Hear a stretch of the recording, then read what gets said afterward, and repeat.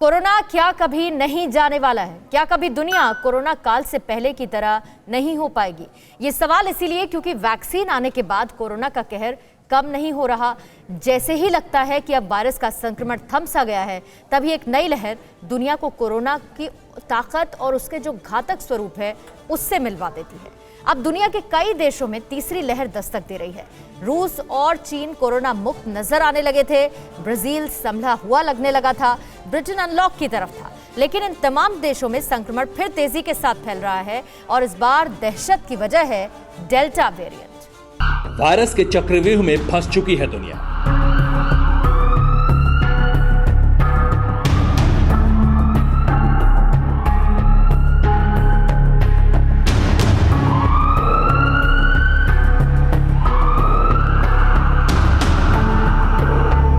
बाहर निकलने का रास्ता नजर जरूर आता है, लेकिन कुछ ही दिन में वो एक गलतफहमी साबित होती है।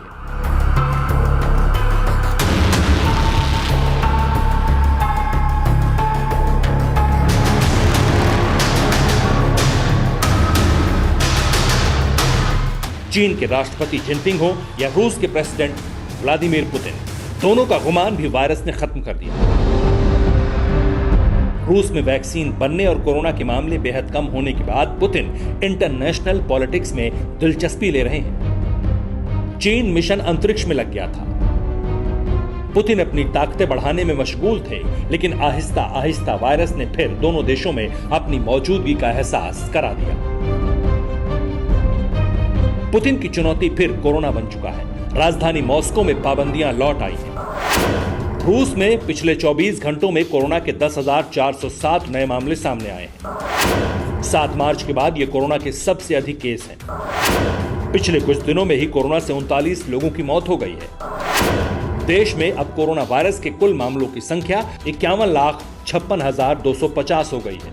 कोरोना की नई लहर का सबसे ज्यादा असर राजधानी मॉस्को में है। मॉस्को में 4,000 से ज्यादा कोरोना के नए मामले सामने आए हैं। रूस में कोरोना की रफ्तार ऐसी ही रही तो 10 दिन में 1 लाख नए मरीज मिल सकते हैं। रूस को लेकर दुनिया में हैरानी इसलिए भी होती है क्योंकि रूसी कोरोना वैक्सीन स्पुतनिक को बेहद असरदार माना जा रहा है। दूसरे देशों में स्पुतनिक की भारी डिमांड है, लेकिन वैक्सीनेशन के बावजूद रूस एक बार फिर कोरोना के शिकंजे में फंसता जा रहा है। हैरानी चीन को लेकर भी है। राष्ट्रपति जिनपिंग हो या चीन की मीडिया, कुछ दिनों के लिए तो कोरोना की रिसर्च बंद ही हो गई थी। चीन की मीडिया तो हिंदुस्तान में कोरोना की त्रासदी पर तंज तक कर चुकी है, लेकिन जिनपिंग की गलतफहमी भी कोरोना ने दूर कर दी।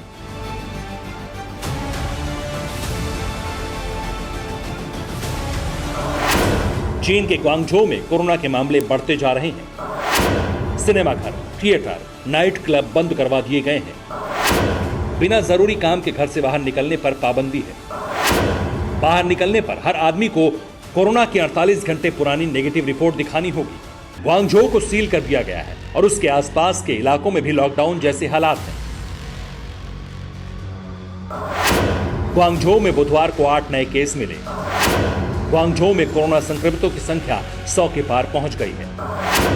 एक्सपर्ट्स के मुताबिक कोरोना के डेल्टा वर्जन की वजह से संक्रमण फैला है। कोरोना के मामलों पर चीन ने शुरुआत से ही झूठ बोला, इसलिए माना जा रहा है कि ग्वांगझो में कोरोना के मामले इससे 3 गुने हो सकते हैं। चीन ने मान लिया है कि कोरोना संक्रमण की वजह नया वेरिएंट डेल्टा है। रूस में भी बढ़ते संक्रमण की वजह को डेल्टा वर्जन ही माना जा रहा है। हड़कंप ब्रिटेन में भी है। तीसरी लहर का सिग्नल मिल रहा है। सरकार फिर से लॉकडाउन लगाने के लिए आंकड़ों पर नजर रख रही है। ब्रिटेन अभी अभी कोरोना के नए स्ट्रेन के कहर से उबरा है। बुधवार को ब्रिटेन में 7,540 नए मामले सामने आए हैं। 103 दिन बाद कोरोना के इतने नए केस एक दिन में आए हैं। देश में एक हफ्ते में लगातार 5500 नए मामले सामने आए।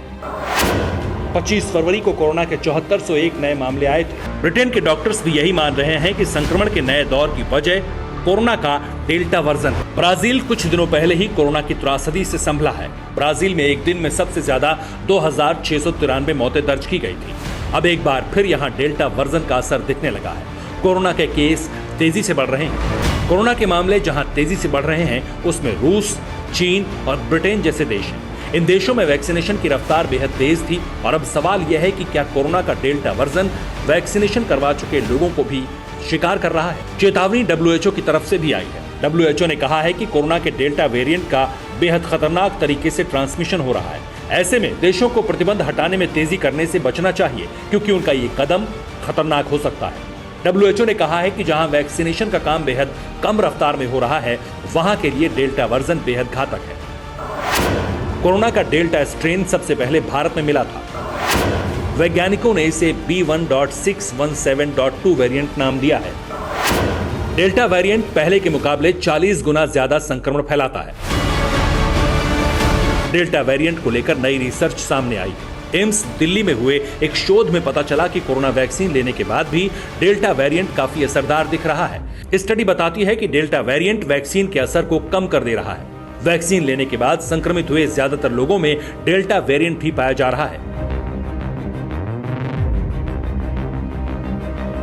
कई बार ये सवाल उठ चुके हैं कि क्या कोरोना के नए वेरिएंट आने के बाद नए सिरे से वैक्सीन बनाने की जरूरत पड़ेगी। ये स्टडी तो इसी तरफ इशारा करती है। ऐसे में अंदेशा तो यही है कि दुनिया कोरोना के चक्रव्यूह में आगे भी फंसी रह सकती है।